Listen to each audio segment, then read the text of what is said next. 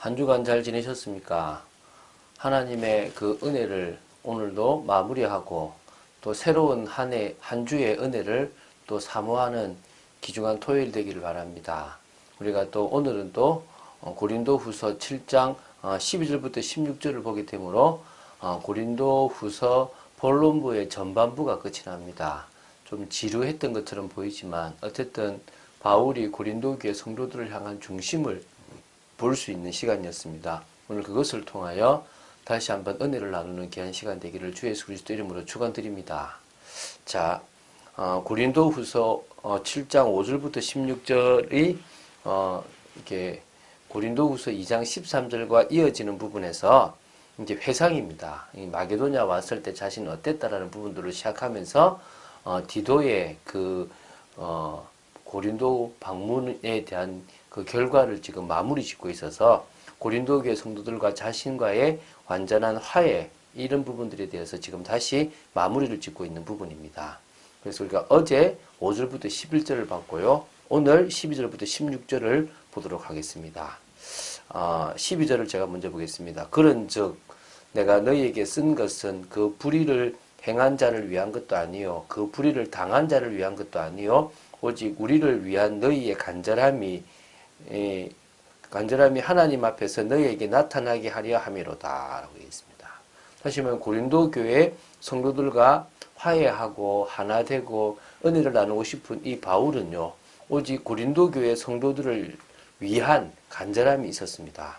그게 하나님 앞에서 고린도 교회 성도들에게 나타나기를 바랬다는 것입니다. 다른 목적이 없었다는 것입니다. 그러니까 이 서신을 쓰는 이유가 그 불의를 행한 자를 뭔가 이렇게 변호하거나 또 뭔가 이렇게 혼내거나 또 불의를 당한 자신을 위한 어떤 것도 아니었다는 것입니다. 이 불의가 뭔지 궁금할 수 있을 것입니다. 고린도 전서가 된다 그러면은 음행을 한다든지 이런 게 되겠지만 요 사이에 눈물의 편지, 디도편에 보냈던 편지가 있다고 본다면 그것은 고린도 교회에 침투한 거짓 사역자들과 관련한 사건을 염두에 두고 있다고 보면 될 것입니다. 다시 말하면 이 불의를 행한 자는 바울의 사도직을 이렇게 공박하거나 또 이렇게 무시하려고 했던 그래서 그의 사도됨에 치명적인 해를 가하려고 했던 거짓 사역자들이 될 수 있는 거고요. 또 불의를 당한 자는 바로 사도 바울 자신이 될 수도 있는 것입니다. 어쨌든 이 편지를 쓰는 것은 시시비비를 가리려고 하는 것이 아니라 뭐죠? 자신의 중심을 전달하고 그 중심이 전달되어져서 소통되기를 원한다는 것입니다. 13절입니다. 그로 인하여 우리가 위로를 받았고 우리의 받은 위로 위에 디도의 기쁨으로 우리가 더욱 많이 기뻐함은 그의 마음이 너희 무리로 말미암아 안심함을 얻었습니다. 자, 결국 하나님 앞에서요. 바울의 간절함이 고린도 교회 성도들에게 나타났다는 게 지금 감사한 거죠. 그러니까 제가 언제 보람이 느껴지냐면 제가 했던 사역이 결국은 열매를 맺을 때입니다. 뭔가 막 사람이 이게 막 전도가 되고 이런 것보다는 그 영혼을 또 성도를 향한 그 중심이 그들에게 나타나서 그들이 깨달아지고 이게 목사님이 하려고 했던 중심이군요. 이게 사역의 핵심이군요. 라고 깨달아질 때 그때 되게 보람을 느낍니다. 저는 이 바울의 심정이 뭔지를 조금은 이해할 수 있겠더라는 거죠. 이제 그래서 결국은 고린도계 성도들이 회개하고 뭡니까? 바울을 사도로 인정하고 같이 소통될 수 있다는 것이 바울에게는 뭐가 됩니까? 진짜 기쁨이 되고 감사가 되는 겁니다.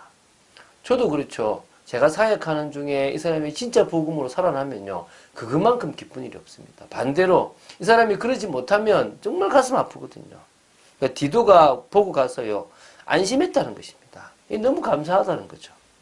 내가 그에게 너희를 위하여 자랑한 것이 있더라도 부끄럽지 아니하니 우리가 너희에게 이런 말이 다 참된 것 같이 디도 앞에서 우리가 자랑한 것도 참되게 되었도다. 이 바울은 아마요. 디도에게 고린도 교회 성도들은 자신을 배신하지 않았을 것이고 이번에 회개할 것이다 라고 호언장담을 했던 것 같아요. 근데 감사하게도 디도가 가서 확인하니까 맞았다는 거죠. 그래서 바로 바울이 말했던 것도 바울이 고린도 교회 성도에 말했던 것도 참될 뿐만 아니라 뭡니까? 바울이 디도에게 고린도 교회 성도가 이렇다라고 자랑한 것도 참된 것이 자기는 감사한 거죠. 그가 너희 모든 사람들이 두려움과 떨므로 자기를 영접하여 순종한 것을 생각하고 너희를 향하여 그의 심정이 더욱 깊었으니 내가 범사에 너희를 신뢰하게 된 것을 기뻐하노라. 그래서 디토가 가보니까 모든 사람들이 사도 바울을 대하듯 두려움과 떨므로 자기를 영접하고 자기가 하는 말에 순종하는 것을 딱 생각하니까 바울 마음에요. 진짜 너무 기쁨이 되고 이게 그들을 향한, 다시 말해 고린도 교회 성도들을 향한 그 깊은 애정이, 심정이 생각하고 신뢰가 가는 거죠. 진짜 이제 하나구나. 떨어져 있지만은 같이 가고 있구나라가 느껴진 겁니다. 자, 우리 8장부터는 이제 중반부로 들어가서 8장 9장은 헌금에 대한 이야기를 할 것입니다. 헌금을 되도록 섬기라 이거죠. 저는 우리 교회에서도 1년에 한 번 내지 두 번 정도는 헌금에 대한 이야기를 해야 된다고 생각됩니다. 헌금에 대해서 잘못 이야기하고 많이 이야기하고 의도적으로 이야기하니까 잘못됐지, 교회는 헌금을 하라고 합니다. 왜? 필요하니까요. 그게 하나님이 진행해 나가시는 방법이고 또 우리가 믿음 있는 것을 표현하는 방법이기 때문에 그렇기도 합니다. 그건 뒤에 할 거고요. 오늘 이제 마무리 짓는 것은 고린도 후서를 통하여 지금 전반부가 지금 끝이 났는데요. 뭘 이야기하고 있습니까? 바로 나는 사도다. 나는 너희를 향하여 중심 있는 사도다. 또 나는 너희들과 화해하기 원하고 우리 사도가 하는 그 직분들 너희들이 알아주기 원한다라는 부분들이 지금 전달되어졌다는 것입니다. 이게 중요한 것 아니겠습니까? 정말 신뢰잖아요, 신뢰. 교회는요, 일하다가 그만두고 가버리면 막을 수가 없어요. 회사는 뭐 월급 안 주면 되고 뭐 이렇게 하면 되지만요, 교회는요, 잘 헌신하다가 가버리면 끝나는 겁니다. 목사가 성도가 목회자를 이해하고 섬기고 같이 갈 수 있다면 그보다 더 크고 더 귀한 일이 없다고 생각됩니다.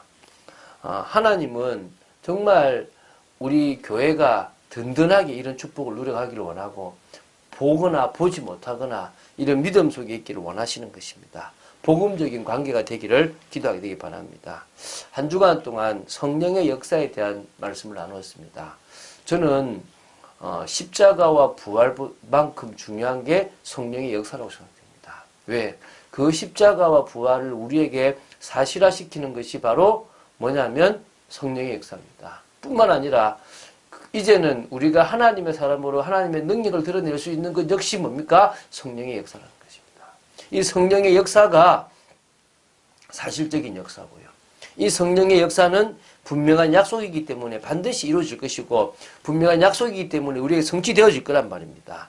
이 성령의 역사는 믿는 자에게 주시는 선물이기 때문에 우리가 바로 믿고 바로 온전히 주님을 바라본다면 당연히 일어날 일이라는 것입니다. 그게 중요한 핵심입니다. 그래서요, 이 성령의 역사 속에서 우리는 믿음만 가지면 됩니다. 그러면 우리에게 부족한 확신도, 우리에게 능력도, 우리의 모든 것들을 다 하나님께서 채워주시고 실상 세계복음할 수 있는 은혜를 주시는 것입니다. 근데 이게 언제냐? 하나님의 시간표를, 내가 바란다고 되는 것이 아니라 내가 간절히 원하지만 하나님의 시간표에 하나님은 참응답으로 주시는 것입니다. 초대교회는 오순절날에 허락하셨습니다. 그래서 이번 주간이 그 오순절날을 기리는 성령 강림 주일이지 않습니까? 우리에게도 하나님은 우리에 맞는 시간표에 반드시 응답하실 거라고 믿습니다. 준비된 제자들에게 주시는 참응답이라고 믿으시기 바랍니다. 반드시 전도문으로 연결되어지고 그것이 더 나아가서 교회의 시작으로 되어질 것입니다. 저는 우리 교회 또 정말 많은 한국에 있는 교회, 전 세계에 있는 교회들이 주님이 세우셨기 때문에 계속 세워져 나가고 계속 응답받고 계속 인도받고 하나님의 역사 속에 있을 거라고 확신합니다. 그래서요, 가장 제대로 받을 게 성령의 역사입니다. 그렇다면 이 성령의 역사를 받기 위해서는요, 나를 주님께 내려놓고 성령의 충만함을 위해서 간절히 기도하는 수밖에 없습니다. 붙잡아 주십시오. 내 삶에 역사하여 주시옵소서. 하나님께서 친히 모든 일을 주장하여 주시옵소서. 기도한다면 사실적인 응답이 있을 줄로 믿습니다. 여호와께서는요, 하나님의 시간표에 참응답으로 새 틀을 준비하셨습니다. 그 새 틀이 우리를 변화시킬 것입니다. 그 새 틀이 우리가 전도자로 세워지는데 부족함이 없을 줄로 믿습니다. 올바른 언약 붙잡으시기 바랍니다. 절대 흔들리지 않은 언약 속에 있게 되길 바랍니다. 사단이 공격한다 하더라도 흔들리지 않은 영원한 언약 속에 있다면 우리는요, 새 틀 속에서 하나님의 나라를 이루는 축복을 누리게 될 줄로 믿습니다. 그런 응답을 누리는 여러분 되시기를 주 예수 그리스도 이름으로 축원드립니다. 주는 그리스도시요 살아계신 하나님의 아들이심을 고백합니다. 진정으로 바울이 자신이 전도했던 그 영혼들을 정말 위해서 기도하고 그들과 소통하며 그들이 제자로 서기를 바라고 그들을 통하여 세계복음화의 축복이 누려지기를 바랬던 것처럼 저도 그런 심정을 가지고 있음을 고백합니다. 또 우리 교회의 전 성도가 정말 그런 축복을 누리고 또 바울이 인정하는 교회처럼 우리 교회도 그런 축복된 교회가 되기를 간절히 소원합니다. 역사하여 주시옵소서, 은혜 내려 주시옵소서, 복음의 비밀을 알아가는 저희들 되기를 간절히 소원합니다. 주 예수 그리스도 이름으로 기도드립니다. 아멘.